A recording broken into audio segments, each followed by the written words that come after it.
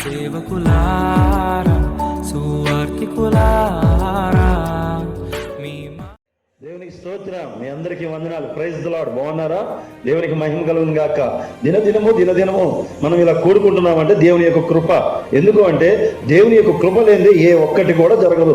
కనుక కష్టమైన, శ్రమైన, ఇబ్బంది అయినా సరే మీ ముందు నేను కనపడాలనే ఆశ ఏంటంటే దేవుడు నన్ను మరణాంతకారంలోంచి, నన్ను శ్రమంలోంచి నన్ను లేవనెత్తి నన్ను ఎందుకు నిలబెట్టాడంటే నన్ను ఈ యొక్క వాక్యాలు మీ ముందుకు పంపించమని. ఎందుకు ఒక్క ఆత్మ రక్షించబడుతుందని ఒక్క ఆత్మ గురించి నేను ప్రయాసపడుతున్నాను. అంటే ఏంటయ్యా ఒక్క ఆత్మ అంటారంటే ప్రతిరోజు నేను ఒక ఆత్మను సంపాదించాలి, ప్రతిరోజు ఒక ఆత్మను సంపాదించాలన్న ఆశతో ఉన్నాను. దయచేసి మిమ్మల్ని బ్రతుకులాడుకుంటుంది ఏంటో తెలుసా?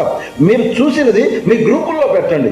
మీరు చూసిన ఈ యొక్క వాక్యాన్ని మీకు నచ్చితేనే మరి మీ గ్రూపుల్లో పెట్టండి. పెట్టడం వల్ల ఏమైందంటే ఒక ఆత్మను సంపాదిస్తాం. నా మొహం కనబడుతుంది, ఇది నా మందిరం కాదు అనుకోవడం కంటే మనం అందరం కలిసి దేవుడు పని చేస్తున్నాం. ఒక్క ఆత్మని సంపాదించుకుందాం.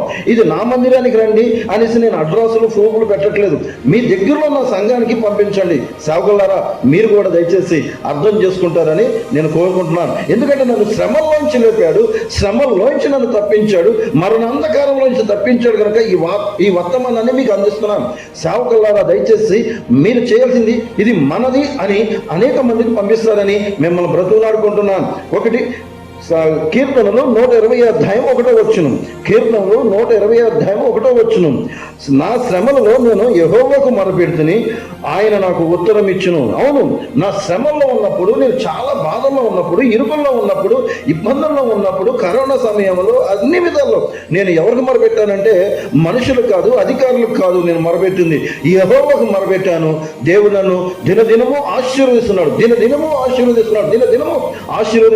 కనుక ప్రియ సహోదరులారా, ఈ వర్తమానాన్ని వింటున్న మీరు నాకు నా శ్రమలలో అంటే ఎవరికి వాళ్ళ ఏకవచనం, ఇది బహువచనం కాదు, మన శ్రమలు కాదు, ఎవరు శ్రమలు వారి ఉన్నాయి, ఎవరు ఇబ్బందులు వారి ఉన్నాయి, ఎవరు ఇరుకులు వారికి ఉన్నాయి. కనుక నా శ్రమలలో నేను యెహోవాకు మొరపెట్టాను. సేవకుడైన నేను నా శ్రమలలో నేను యెహోవాకు మొరపెట్టగా యెహోవా ఆ మొర విని నాకు ఉత్తరం ఇచ్చాడు. చూడండి ఎంత గొప్ప మాట.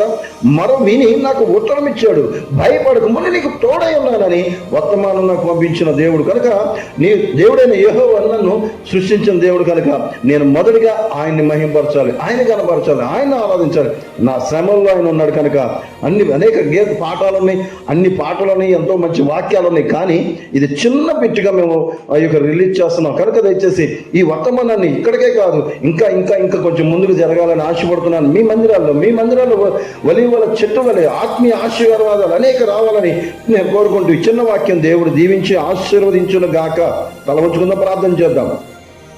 పరిశుద్ధుడా పరమగల తండ్రి, నీకు వందనాలు అయ్యా. ఇదిగో నా తండ్రి, నా శ్రమల్లో మీరు తోడున్నందుకు వందనాలు, నా ఇబ్బందులు మీరు తోడున్నందుకు వందనాలు, నా మార్గాల్లో మీరు నాకు తోడున్నందుకు వందనాలు, నా ముందు, నా వెనక, నా పక్క, నా తండ్రి దేవదూతలను కావలించినందుకు వందనాలు. అలాగే నా తండ్రి వింటున్న ప్రతి ఒక్కరు కూడా ఆశీర్వదించబడాలి, దీవించబడాలి, ఆ యొక్క శ్రమల నుండి తప్పించబడాలి. కనుక నా తండ్రి ప్రతి ఒక్కరూ నా తండ్రి నీ నామాన్ని మహింపరిచే వారికి ఉండు సహాయం చేయమని చిన్న ప్రార్థన ప్రభువైన యేసయ్య అతి పరిశుద్ధ నామమున అడిగి వేడుకొని పొంది ఉన్నాం పరమ తండ్రి.